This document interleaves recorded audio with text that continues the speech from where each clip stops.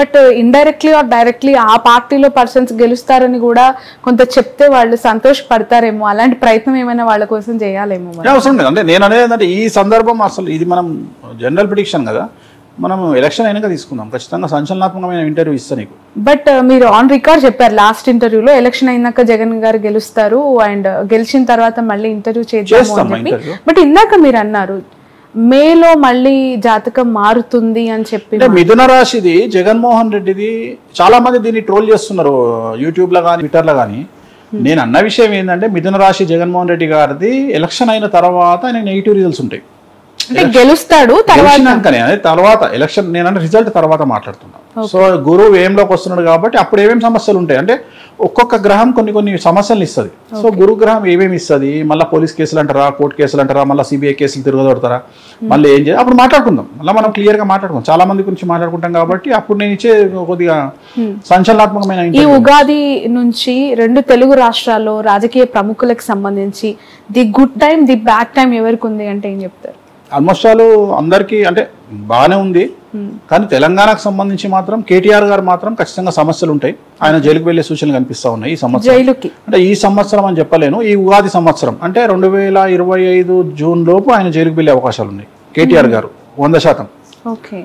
So అదొకటి. రెండవది బ్యూరోక్రాట్లు అంటే ఏఎస్లు ఐపీఎస్లు ఇంకా అరెస్టు జరిగే అవకాశం కనిపిస్తా ఉంది. ఆల్రెడీ మీ ఇంటర్వ్యూలోనే మనం మాట్లాడుకున్నాం, లాస్ట్ టైం గుర్తుందో లేదో, నెంబర్లతో పేర్లతో సహా చెప్పినాం మనం, అంటే లెటర్స్ తో సహా చెప్పినాం మనం.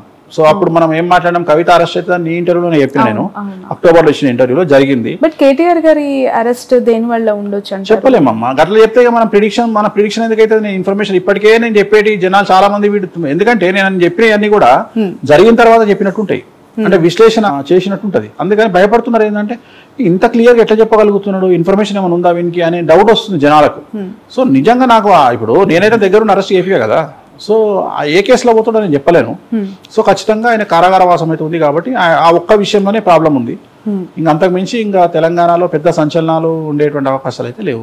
రేవంత్ రెడ్డి గారికి అయితే పదవిలో సమస్యలు ఉంటాయి, పదవి గండం ఉండే అవకాశం ఉంది. మేబీ అది ఈ ఇయర్ నెక్స్ట్ ఇయర్ చెప్పలేము, ఖచ్చితంగా సమస్యలు ఉంటాయి. ఇంతకంటే పెద్ద సంచలనాలు నమోదయ్యే అవకాశం లేదు. బట్ 2 తెలుగు రాష్ట్రాల్లో ఒకటి అధికార పార్టీ, మరొకటి ప్రతిపక్ష పార్టీ, చాలా ప్రధానంగా ప్రాంతీయ పార్టీలు ఎక్సెప్ట్ కాంగ్రెస్ చాలా స్ట్రాంగ్ గా ఉన్నాయి. ఇక్కడ బీఆర్ఎస్ పార్టీకి ఎందుకు ఈ పరిస్థితి వచ్చింది? పేరు వల్లనే మనం మాట్లాడుకున్నాం కదమ్మా, బీఆర్ఎస్ అనే పార్టీ ఎర్రబెల్లి గారు కూడా నిన్న నేనైతే మార్చాలని చెప్పిన పేరు మార్చే సూచనలు ఉన్నాయి అని చెప్పారు. పేరు అనివార్యం అంటారు, అది మారుస్తారు, మారుస్తే మనం తట్టుకుంటది పార్టీ, మళ్ళీ నిలబడుతుంది.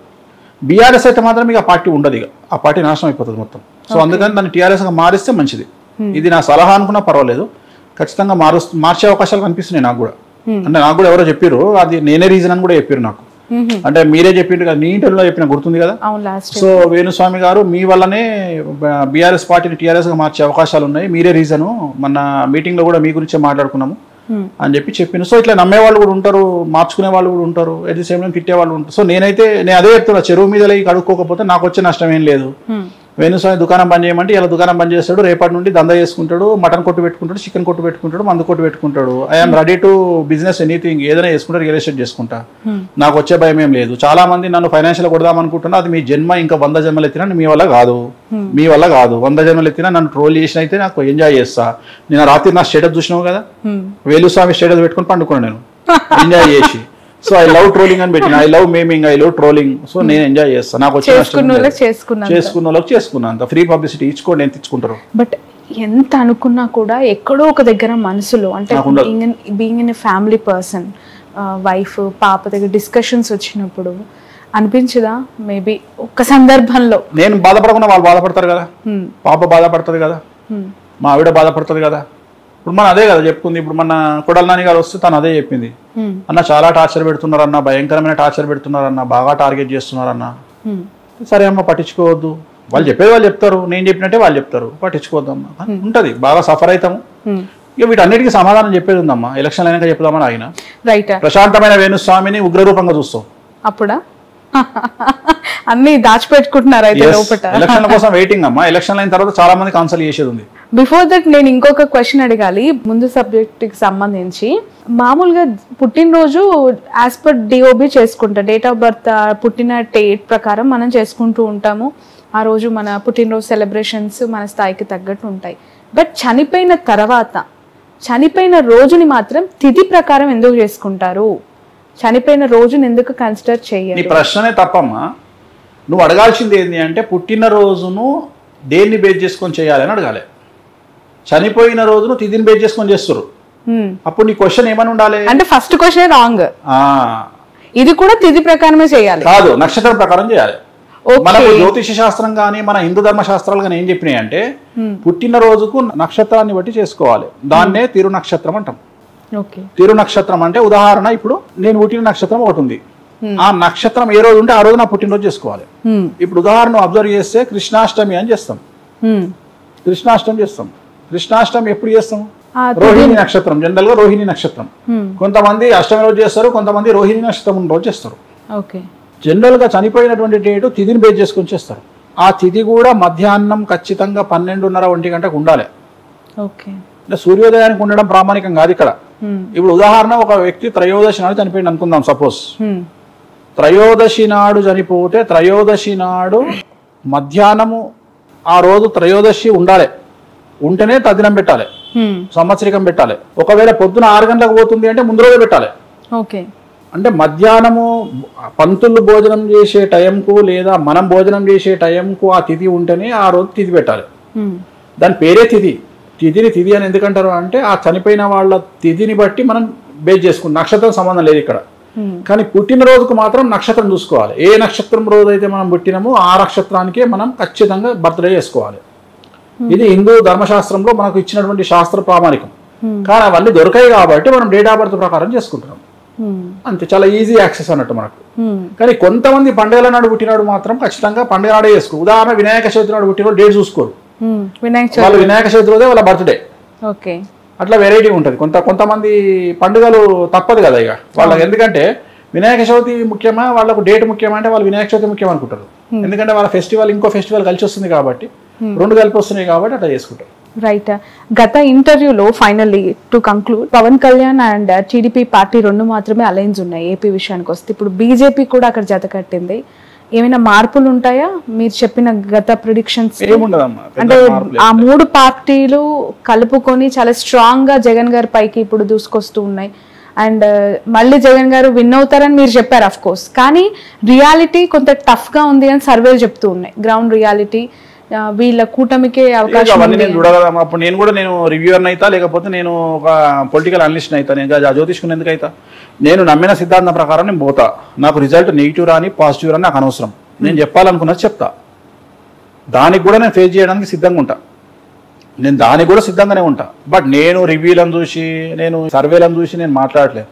నేను ఒక జాతకాన్ని నమ్ముకున్న, జాతకాన్ని బేస్ చేసుకుని చెప్తున్నా అంతే. అది రిజల్ట్ అనేది నేను చెప్పిన జాతకమే బేస్ తప్ప ఈ వచ్చే సర్వేలు కానీ గ్రౌండ్ రియాలిటీ నాకు అనవసరం. జాతకాలే బేస్. సో మర్చిపోరని చెప్పొచ్చు కదా బాబు గారు, అలాగే బాలయ్య గారు, లోకేష్ గారు. ఆంధ్రప్రదేశ్ లో రోజా గారిది టఫ్ ఉంటుంది. ఓకే. అంబటి రాంబాబు గారిది టఫ్ ఉంటుంది. మినిస్టర్ అమర్నాథ్ది టఫ్ ఉంటుంది. సో మూడు వైసీపీ వాళ్ళకు ఎగనెస్ట్ గా చెప్పిన ఎంత ఆనందం. అలాగే కుప్పంలో చంద్రబాబు గారు చాలుగా ఈ 3 మళ్ళీ దీన్ని మిక్సప్ చేయదు. 3 ఆనందంగా కూడా ఎంజాయ్ చేస్తాం. అంటే వైసీపీ వాళ్ళ గురించి చెప్పారు కదా, వైసీపీ అంటున్న వైనాట్ కుప్పం గురించి ఒకసారి అదే చెప్తున్నా. ఈ 3 అయితే కన్ఫర్మ్. ఈ 3 టగ్ ఆఫర్ ఉంటాయి. ఆ ముగ్గురులో ఎవరైనా గెలిస్తే నేను టగ్ ఆఫర్ ఉంటాయి. ఇప్పుడు టైట్ అని చెప్తున్నా కానీ ఓడిపోతారని చెప్తలేను కదమ్మా. ఓకే, నేను టైట్ అని చెప్తున్నా. నేను ఓడిపోతారు అని చెప్పట్లేదు. ఇక్కడ అండర్లైన్ చేసుకోవాలి. టైట్ అని చెప్తున్నా. ఎట్లయితే అందరు అదే చెప్తున్నారో నేను కూడా అదే చెప్తున్నా. ఇప్పుడు ఆంధ్రప్రదేశ్లో ఒక 79 సీట్లు వన్ సైడ్ ఉంటాయి. 79 అంటే ఇంచుమించు 80 సీట్లు అనుకో. 80 సీట్లు వన్ సైడ్ ఉంటాయి. 80 పోతే ఇంకా ఇంచుమించు 95 సీట్లలో ఒక 35 సీట్స్ టఫ్ ఉంటాయి. మిగిలిన ఇంకో పార్టీకి ఉంటాయి. Okay, right. One more question. నెల్లూరుకి సంబంధించి చాలా మంది రెడ్డి కమ్యూనిటీ లీడర్స్ టీడీపీలోకి వచ్చారు కదా, బట్ ఇప్పుడు అక్కడ విజయసాయి రెడ్డి గారు బరిలో నిల్చున్నారు ఎంపీ క్యాండిడేట్ గా. ఎలా అనిపిస్తుంది? నిన్న జగన్మోహన్ రెడ్డి గారు చాలా ప్రత్యేకంగా అక్కడ ఒక డే అంతా కేటాయించారు. డే లాంగ్ అక్కడే ఉండి ఆ లీడర్స్ తో ఎమర్జ్ అయ్యి మీటింగ్స్ కూడా కండక్ట్ చేశారు. ఆ జిల్లా ప్రభావం విజయసాయి రెడ్డి గారి ఒక 10% ఎడ్జ్ ఉంటుంది విజయసాయి రెడ్డి గారికి. ఓకే, వేమిరెడ్డి ప్రభాకర్ రెడ్డి గారి మీద కంపేర్ చేస్తే ఆయన అనుకుంటా కదా. అవును, వేమిరెడ్డి గారు ఆయన రీసెంట్ గా వైసీపీ నుంచి జాతకాన్ని బట్టి మాట్లాడుతున్నా, అందుకనే పేరు మాట్లాడినా. ఆయన జాతకం తెలుసు కాబట్టి, 2 జాతకాలు తెలుసు కాబట్టి ఒక 10% ఎడ్జ్ ఉంటుంది విజయసాయి రెడ్డికి ఎడ్జ్ ఉంటుంది. మిమ్మల్ని ఒక క్వశ్చన్ అడగాలి, అంటే మీ అభిప్రాయం ఏంటి అనేది. చాలా మంది చాలా సంవత్సరాలుగా మన సంప్రదాయాల్ని లేదంటే మన కట్టుబాట్లు అవ్వచ్చు, మన సనాతన ధర్మం గురించి భక్తి ప్రవచనాలు ఇస్తూ ఉంటారు. అందులో చాగంటి వాళ్ళు, గరికపాటి వాళ్ళు ప్రతిరోజు డే లాంగ్ ప్రవచనాలు చూస్తూ ఉన్నాం. ఇన్స్టాగ్రామ్లో ఎంతో మంచి విషయాలు వాళ్ళు చెప్తూ ఉంటారు కదా. మీరు ఎప్పుడైనా ప్రవచనాలు చెప్పే అవకాశం ఉందా ఇన్ ఫ్యూచర్? ఆలోచన ఉందా? వాళ్ళ ప్రవచనాలు విన్నప్పుడు మీకు ఏమనిపిస్తుంది? మీ అభిప్రాయం ఏంటి? ప్రవచనాలు చెప్పాలి అంటే first we are eligible for that అనేది చూసుకోవాలి. ఇప్పుడు నా దృష్టిలో ప్రవచనాలు చెప్పడానికి అర్హత ఉన్నటువంటి వ్యక్తి చాగంటి కోటేశ్వరరావు గారు. అంటే ఆయన చెప్పింది ఫాలో అవుతారు. ఇక మిగతా వాళ్ళ గురించి నేను మాట్లాడా. అంటే నేను ఏమంటా అంటే, ఇప్పుడు ఉదాహరణ, మన సంస్కృతి సంప్రదాయాలు, మన చరిత్ర మనకి ఏం చెప్తుంది అంటే, సప్త సముద్రాలు దాటి వేరే దేశానికి పోవద్దు అని చెప్తుంది. సన్యాసులైనా సరే, పంతులైనా సరే, పంతులు కూడా. అంటే పంతులు అంటే ఉదాహరణ, ఇప్పుడు పూజారులు ఉన్నారు. పూజారులు సప్త సముద్రాలు దాటి అమెరికా పోవడానికి అర్హత లేదు. ఎందుకంటే అమెరికా పోతే మన సాంప్రదాయం ప్రకారం మనము సంకల్పం ప్రతిరోజు మనం సంధ్య వార్చుకోవాలి. సంధ్యావందనం చేసుకునేటప్పుడు సంకల్పం ఉంటుంది. కృష్ణ గోదావరియోర్ మధ్యప్రదేశే అంటాం మనం. ఇప్పుడు మనం కూర్చున్నది కృష్ణ గోదావరి మధ్యప్రదేశ్లో కూర్చున్నాం, అవునా? ఇప్పుడు ఇట్లా కూర్చుంటే ఇటు సైడ్ మనకు గోదావరి ఉంది, ఇటు సైడ్ కృష్ణ ఉంది. అంటే మనకు జడ్చర్ల కృష్ణా నది ఉంది, ఆదిలాబాద్లో గోదావరి ఉంది, మధ్యలో మనం ఉన్నాం. అందుకనే మనం సంధ్య వార్చుకునేటప్పుడు ఏం చెప్తున్నాం? మనం పెళ్లి కార్యక్రమం జరిగినా, ఉపనయనం జరిగినా, ఏది జరిగినా ఏం చెప్తున్నాం? కృష్ణ గోదావరియోర్ మధ్యప్రదేశే శ్రీశైలస్య ఆగ్నేయ దిగ్భాగే అని సంకల్పం చెప్పుకుంటున్నాం.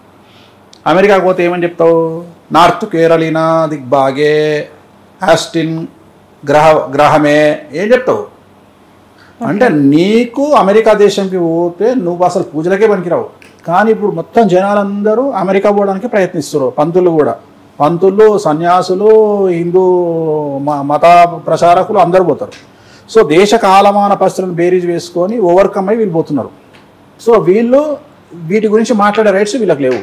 అట్లనే మనం ఏదైనా తప్పు చేస్తే వాటి గురించి మాట్లాడే రైట్స్ వాళ్ళకి లేవు. సో వామాచారానికి సంబంధించిన వ్యక్తిగా, నాన్ వెజ్ లిక్కరు లేకుండా పూజలు చేయనటువంటి వ్యక్తిగా, ఓకే, ఆ రెండూ లేకుండా పూజలు చేయలేని స్థాయిలో ఉన్న నేను ఇప్పుడు నువ్వు చెప్పినటువంటి వాటికి దూరం. ఓకే, నేను వీటి గురించి మాట్లాడే రైట్స్ నాకు లేవు. ఎందుకంటే నేను పులసలాంటోని, రెగ్యులర్ చేప, బొచ్చే అట్లాంటి చేప కాదు, నేను కొర్రమట చేప కాదు, నేను పులసలాంటోని, గోదావరి వాటర్కి అపోజిట్ డైరెక్షన్లో పోయేటోని. సో అందుకని చాలా రేర్గా ఉంటాయి ఇవి. సో అట్లనే నేను కూడా అంతే, ఆస్ట్రాలజీలో బ్రాహ్మణ కమ్యూనిటీలో నేను అంతే, నేను రివర్స్లో పోయేవాడిని. కాబట్టి నేను వీటికి సూట్ అయ్యే వ్యక్తిని కాదు. అది నేను సన్నీ లియోన్ మొదటి చెప్తున్నా కదా, నేను సన్నీ లియోన్ అంటే నా బట్టలు నేనే ఇప్పుకుంటా, వేరేటోకి ఇప్పే అవకాశం ఇయ్యా. వేరే వాడికి నా బట్టలు, వాళ్ళంతా సౌందర్య లాంటి వాళ్ళు, కుటుంబ కాలక్షేమ, కుటుంబ సినిమాలు చేసుకుంటారు వీళ్ళంతా. బట్ ఏ హీరో దొరకలేదు, సన్నీ లియోన్ తో కంపేర్ చేసుకుంటున్నారు. గ్రేట్ కదమ్మా. మనం ఎంత గొప్ప కాకపోతే ఒక పోర్ను స్టార్ తీసుకొచ్చి చీరలు కట్టి సినిమాలు చూస్తున్నాం. ఒక పోర్ను స్టార్ కొన్ని వేల వీడియోల్లో పోర్ను స్టార్ గా చేసిన ఒక అమ్మాయిని తీసుకొచ్చి భారతదేశంలో చీరలు కట్టి మరీ చూసుకుంటున్నాం ఆమెను. ఆమెకు అందరూ వేరే దేశంలో ఉన్నప్పుడు బట్టలు ఇప్పడానికి డబ్బులు ఇస్తే భారతదేశం డబ్బులు కట్టుకోవడానికి బట్టలు ఇస్తుంది. బట్టలు కట్టి డబ్బులు ఇస్తున్నాం మనం ఆమెకు, బట్టలు కట్టి డబ్బులు ఇస్తున్నాం. ఒక్క సినిమా గురించి భారతదేశంలో ఆమె ఎక్స్పోజింగ్ చేసిన సినిమా బట్టలు కట్టి డబ్బులు ఇస్తుంది. దట్ ఈజ్ భారతదేశం. అందుకనే సన్నీ లియోన్, నేను Sunny Leone, I'm Sunny Leone. So చాలా చాలా సుదీర్ఘమైన డిస్కషన్ ఇది. ఫైనల్లీ ఒక ఫెంటాస్టిక్ జోక్ ఏంటి అది, రియాలిటీ మీరు అలా కంపేర్ చేసుకున్నారు అంతేనా? Okay, right. ఇక ఉగాది తెలుసు, తెలుగు వారికి తొలి పండగ. ఉగాది పచ్చడి లాంటి సంవత్సరం, అందరూ కూడా షడ్రుచుల సమ్మేళనంగా దీన్ని భావిస్తూ ఉంటారు. సో ఉగాది అంటేనే షడ్రుచుల సమ్మేళనం, ఉగాది పచ్చడి అందరూ తీసుకుంటూ ఉంటారు. ప్రతి వారి జీవితంలో తీపి, అలాగే పులుపు, చేదు కైండ్ ఆఫ్ అన్నీ కూడా ఉంటాయి కాబట్టి దానికి సూచకంగా దీన్ని చెప్తూ ఉంటారు. సో మీరు ఉగాదిని ఎలా ఉదాహరిస్తారు? మీ మాటల్లో ఉగాది అంటే ఏంటి? శాస్త్రం మనకేం చెప్పింది అంటే దేశ కాలమాన పరిస్థితులు అన్నారు. సో దేశ కాలమాన పరిస్థితులు అంటే ఉదాహరణ, భారతదేశంలో ఉండేటువంటి కుజదోషము అమెరికాలో ఉండదు.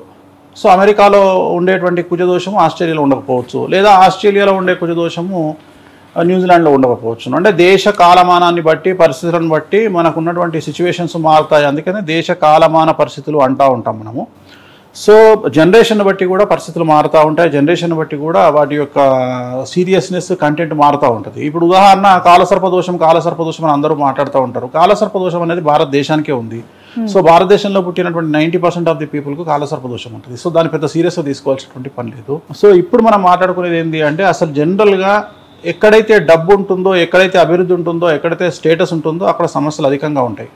చాలామంది అంటారు పేదవారికి సమస్యలు ఎక్కువ ఉన్నాయి. వాస్తవంగా పేదవారికి సమస్యలు, I'm talking about below middle class, డబ్బు అనే ఒక సింగిల్ పాయింట్ని పక్కన పెడితే వాళ్ళకున్నంత ప్రశాంతత డబ్బు ఉన్న వాళ్ళకు ఉండదు. సో డబ్బు పెరుగుతున్నా కొద్దీ జనాల్లో విపరీతమైనటువంటి స్ట్రెస్ అనేది ఉంటుంది. నువ్వు మ్యాక్సిమం డబ్బును హ్యాండిల్ చేయాలంటే 2 కోట్ల నుండి 2.5-3 కోట్ల వరకే. ఉదాహరణ, ఒక గవర్నమెంట్ ప్రభుత్వ ఉద్యోగి, ఒక టీచర్ కావచ్చును, ఒక మిడిల్ క్లాస్ ప్రభుత్వ ఉద్యోగి తన జీవితం మొత్తంలో సంపాదించే సొమ్ము 2,80,00,000 నుండి 3 కోట్లు ఉంటుంది జీవితం మొత్తం. కానీ అదే డబ్బున్నోళ్ళ పరిస్థితి ఎలా ఉంటుంది అంటే నిద్ర ఉండదు, తిండి ఉండదు, స్ట్రెస్, సో బీపీ, షుగర్లు. ఎందుకంటే డబ్బు పెరుగుతున్న కొద్దీ మనిషికి వాటిని దాచుకోవాల్సినటువంటి పరిస్థితి, వాటిని ఇన్వెస్ట్ చేయాల్సిన పరిస్థితి, చాలా సమస్యలు వస్తూ ఉంటాయి. సో అందుకనే ఈ జనరేషన్లో మానసికమైన దృఢత్వం అనేది చాలా అవసరం మనిషికి. సో మనం అభివృద్ధి చెందినా మన మీద రాళ్ళేస్తారు. అంటే ఉదాహరణ, ఎగ్జాంపుల్ నేనే ఉన్నా, నేను చెప్పింది ఒక్కటి జరగకపోతే డ్యామేజ్ చేయడానికి 100 మంది రెడీగా ఉంటారు తప్ప చెప్పింది జరిగితే వెన్నుదట్టడానికి ఒక్కడు కూడా ముందు ఉండడు. సో అట్లనే ప్రతి మనిషి జీవితంలో ఒక సమస్య వచ్చినప్పుడు దాన్ని చాలా వరకు జనాలు దాడి చేయడానికి ప్రయత్నం చేస్తారు తప్ప అతన్ని వెన్నుదట్టి ప్రోత్సహించి ఆ సమస్య నుండి బయటికి తీసుకురావడానికి ప్రయత్నం చేయదు మన సమాజం. మన సమాజమే అలాగా ఉంది. ప్రస్తుత సమాజము సినిమాటిక్ పోకడలకు చాలా దగ్గరగా మనం జీవన శైలి లేకున్నా సినిమాల్లో చూపించే వాటికి చాలా విచిత్రంగా ఉంది. ఉదాహరణ, టీవీలో ఒక సినిమాలో ఉమ్మడి కుటుంబాన్ని చాలా గొప్పగా చూపిస్తే చప్పట్లు కొట్టి సినిమాని సూపర్ హిట్ చేస్తాం మనం. కానీ మన ఇంట్లో ఉమ్మడి కుటుంబం అంటే మనకే బోర్ కొడుతుంది. లేదా మన ఇంట్లో మన గెస్ట్లు ఒక 2 రోజులు ఇంట్లో ఉంటే తట్టుకోలేనటువంటి పరిస్థితి. వివాహం 16 రోజులు చేసుకునేటువంటి పండగ ఇవాళ మనకు 1 డే మ్యారేజ్ కిందకి వచ్చింది. మార్నింగ్ ఎదుర్కోళ్ళు, ఈవినింగ్ కల్లా అప్పగింతలతో కార్యక్రమం అయిపోతూ ఉంది. సో మనం ఏమైపోతుంది, సంకుచిత మనస్తత్వాలు, మైక్రో ఫ్యామిలీస్, మినీ ఫ్యామిలీస్ అయిపోయి సో సమాజం అంతా కూడా ఒక వెన్నుదట్టి ప్రోత్సహించి ఒక మనిషికి ఇంట్లో ఒక అన్నకు సపోర్టు, ఒక తమ్మునికి సపోర్ట్ ఇది లేదు. ఎంతసేపు తమ్ముడు సంపాదించిండని అన్న కోపం, అన్నకు సంపాదించిండని తమ్ముడు కోపం, అక్క సంపాదించిందని చెల్లె కోపం. అంటే ఎంత ప్రేమగా మాట్లాడుకున్నా ఇన్నర్ కరెంట్గా వాళ్ళ మనసుల్లో ఉన్నది ఏంటంటే ఎట్టి పరిస్థితుల్లో వేరే వ్యక్తి అభివృద్ధిలోకి రావద్దు, వేరే వ్యక్తి అభివృద్ధిలోకి రావు. ఇదే ఆలోచన, ఎంతసేపు ఇదే ఆలోచన. ఒక పెద్ద, ఈ మధ్యకాలంలో నేను ఒక ఉదాహరణ చెప్తా. ఒక పెద్ద కార్యక్రమానికి నేను వెళ్ళడం జరిగింది. చాలా పెద్ద కార్యక్రమానికి వెళ్తే ఒక హీరో వచ్చాడు, ఒక ప్రముఖ హీరో వచ్చాడు అక్కడికి. నేను నా ప్రిడిక్షన్స్లో వాళ్ళకి సంబంధించి కొన్ని ప్రిడిక్షన్ చెప్పడం జరిగింది. అంటే వాళ్ళకి నెగిటివ్గా ప్రిడిక్షన్ చెప్పడం జరిగింది. జరిగినాయి, అవి జరగకపోవడం అనేది ఏం లేదు, 100కు 1,000% జరిగినాయి. సో అక్కడికి వచ్చిన హీరో చెప్పింది ఏంటంటే ఆర్గనైజర్స్కి, వేణుస్వామిని స్టేజ్ మీదకి తీసుకొస్తే నేను ఇక్కడ వెళ్ళిపోతాను. సో ఎంత సిల్లీ అనిపించింది అంటే, నేను నా దగ్గరకు వచ్చి ఎవరైతే వాళ్ళు ఉన్నారో ఆ ప్రోగ్రామ్ నిర్వాహకులు నా దగ్గరకు వచ్చి, స్వామి మమ్మల్ని క్షమించండి, యాక్చువల్గా ఈ ప్రోగ్రామ్ కాన్సెప్టే మీ గురించి పెట్టినాము, మీలాంటి వాళ్ళ కోసం పెట్టినాము. కానీ ఇక్కడ పరిస్థితి ఏంటి అంటే వచ్చినటువంటి హీరో మీరు కనుక స్టేజ్ ఎక్కితే ఆయన దిగిపోతా అంటున్నాడు. సో నన్ను ఏం చేయమంటారు అని చెప్పి నా దగ్గరకు వచ్చి, ఇద్దరే హీరోలు అందులో తెలియదమ్మా, నాకు ఐడియా లేదు, నిజంగా ఐడియా లేదు. సరే వాళ్ళ కర్మ నాకు చెప్పే. ఇప్పుడు మనము కర్నూలు, అనంతపూర్, విజయవాడనో, విశాఖపట్నమో బై రోడ్లో పోతుంటే మనకు కార్లో పోతుంటే మనకు ఏకాచము, ద్వయము అని 2 అంటాం మనము. వచ్చింది పక్కన మన దగ్గర వాటర్ బాటిల్ లేవు, పక్కన చెరువు ఉంది, పోయి కడుక్కోవాలి. నేను కడుక్కోను, మా శత్రువు ఈ ఊర్లోనే ఉంటాడు, ఆ ఊర్లో ఉన్న చెరువు కాబట్టి నేను కడుక్కోను అంటే అయితే మనకే నష్టం, కానీ చెరువుకి అయితే నష్టం లేదు కదా. సో నాకు వచ్చేది ఏముంది, ఇప్పుడు నేను చెప్పితే ఒకటే మాట అమ్మా, వేణుస్వామి నెగిటివ్గా చెప్తాడు అనే వాళ్ళకు నేను ఇచ్చే సమాధానం ఒకటే. నాకు తెలిసి ఈ జనరేషన్లో 90% ఆఫ్ ది పీపుల్ ఫ్లైట్ ఎక్కుతున్నారు. ఫ్లైట్ ఎక్కగానే, ఫ్లైట్ ప్రారంభం కాకముందుకే ఫస్ట్ ఎయిర్ హోస్టెస్ చెప్పేది ఈ విమానం కూలిపోతే అని మాట్లాడుతుంది. ఈ విమానం కూలిపోతే, ఈ విమానం నీళ్ళలో పడితే, ఈ విమానానికి ఏమైనా మాయరోగం వస్తే, ఈ మాయరోగం వచ్చి మనం పడిపోతే ఇగో ఈ జాకెట్ వేసుకోండి, ఈ ఆక్సిజన్ పెట్టుకోండి అంటే అప్పుడు మనం ఏమనాలి, శుభం పలకరా పెళ్లి కొడుక అంటే ఇది మనం ఫ్లైట్ ఎక్కినాము, ఇవన్నీ బండబూతులు మనకు చెప్తుంది, చచ్చిపోతామని చెప్తుంది. ఎంతవరకు సమంజసం, తిట్టుకుంటామా మనం? తిట్టుకోము. ఆఫ్టర్ ఆల్ ఒక జ్యోతిష్కుడు చెప్పేది పక్కన పెడితే సైంటిఫిక్, మేము ప్రూవ్, మేము తోపులం, మేము తురుములం, మేము సమాజాన్ని ఉద్ధరిస్తాం, మేము ప్రపంచాన్ని మారుస్తామని చెప్పుకునే సైన్స్ ఫ్లైట్ ఎక్కగానే ఎందుకు చెప్తున్నారు? ఈ ఫ్లైట్ చెరువులో పడుతుంది, నీళ్ళలో పడుతుంది, ఈ ఫ్లైట్లో ఒకవేళ ఆక్సిజన్ అందకపోతే ఇది వేసుకోండి, అది వేసుకోండి అంటే ఎట్లయితే వాళ్ళు జాగ్రత్తలు చెప్తున్నారో నా జీవితంలో కూడా నేను యాజ్ ఎ ప్రిడిక్షన్ నేను ఇలాగే జాగ్రత్తలు చెప్తా. సో జాతకాలు కలవకపోతే విడిపోతారని చెప్తా, రోగాలు వస్తాయి, జాతకాలు బాగాలేకపోతే రోగాలు వస్తాయి అని చెప్తా. వాటి గురించి నేను మళ్ళీ సో ఇవన్నీ నేను ప్రిడిక్షన్ ఇలా చెప్తా ఉంటా కాబట్టి నేను ఎందుకు చెప్తా ఉన్నాను, దేశ కాలమాన పరిస్థితులను బట్టి మనుషుల్లో సంకుచితమైన మనస్తత్వం. పేరుకు హీరో అవ్వచ్చు, నాకు తెలిసి చాలా పెద్ద హీరో ఇవాళ ఒక హీరోని ఒక హీరోయిన్ని తొక్కేసిండ్రు, ఎటు కాకుండా చేసిరు. ఒక పెద్ద డైరెక్టర్ ఒక హీరోయిన్ తొక్కేసిరు. అసలు వాళ్ళ లెవెల్కు వీళ్ళు పనికే రారు. సో చాలా టాలీవుడ్లో మంచి ఫేమస్ ఉన్నటువంటి హీరోయిన్, పెద్ద సినిమాలు చేసినటువంటి హీరోయిన్ ఇవాళ ఆ హీరోయిన్ సినిమాలు మరీ చేతుల్లో నుండి అగ్రిమెంట్ క్యాన్సిల్ చేయించి ఆమెను ఇంటికి పంపిస్తున్న పరిస్థితి. అంటే నేను ఎందుకు చెప్తున్నా అంటే, మనం ఎదగడం కంటే కూడా ఎదుటి వ్యక్తిని మనం టార్గెట్ చేయడానికి ఎక్కువ సమయం కేటాయిస్తున్నామేమో ఈ జనరేషన్లో అనేటువంటిది నా ఉద్దేశం. అంటే సమాజం గురించి మాట్లాడుతూ ఉన్నా. సో ఇది తప్పు. ఎదుటి వ్యక్తి కడుపు మీద ఎప్పుడు కొట్టొద్దు. కొడితే నీకు కోపం ఉంటే ఎదుటి వ్యక్తిని గల్లాబట్టి చెంపమించి కొట్టు, కానీ ఎప్పుడు కడుపు మించి కొట్టొద్దు, మానసికంగా కొట్టొద్దు. వాళ్ళు ఎంత పెద్ద వాళ్ళైనా తిరిగి మళ్ళీ దాన్ని ఫేస్ చేయాల్సి వస్తుంది. అంటే ఒక వ్యక్తి కడుపు మీద కానీ మనసు మీద కానీ మనం కొట్టినట్లయితే ఖచ్చితంగా తిరిగి మళ్ళీ మనకు బూమరాంగ్ అయి మళ్ళీ మనల్ని కొడుతుంది. అందుకని ఆ రెండు ప్లేస్లో కొట్టకండి, మనసు మీద కొట్టకండి ప్లస్ పొట్ట మీద కొట్టకండి. మీరు ఎక్కడ కొట్టినా పర్వాలేదు, చెంప మీద కొట్టండి పిలిచి, మీకు కోపం ఉంటే ఈపులో కొట్టండి. కానీ ఈ రెండు ప్లేస్లో కొట్టడం వల్ల ఖచ్చితంగా బూమరాంగ్ అయ్యి జీవితంలో మళ్ళీ మిమ్మల్నే అది ఖచ్చితంగా వెతుక్కుంటూ కర్మ ఫలితం అనేది అనుభవించక తప్పదు. ఎవరైనా సరే గుర్తుంచుకోండి. రైట్. అయితే మొదటగా మిమ్మల్ని నేను ఈరోజు ఈ ఇంటర్వ్యూ స్టార్ట్ చేయగానే అడగాలనుకుంది ఏంటంటే, ఇప్పుడు ఆపరేషన్ లేకుండానే మోకాళ్లకు ప్లాస్మా ట్రీట్మెంట్, మీ ఆర్థోపెటిక్ సమస్యలన్నిటికీ రోబోటిక్ టెక్నాలజీ ద్వారా తక్కువ ఖర్చుతో శాశ్వత పరిష్కారం, ఫ్రీ కన్సల్టేషన్, ప్రతి ట్రీట్మెంట్ పై 20% డిస్కౌంట్. ఈ ఆఫర్ కొద్ది రోజులు మాత్రమే, త్వరపడండి. V9 hospitals 9281465842.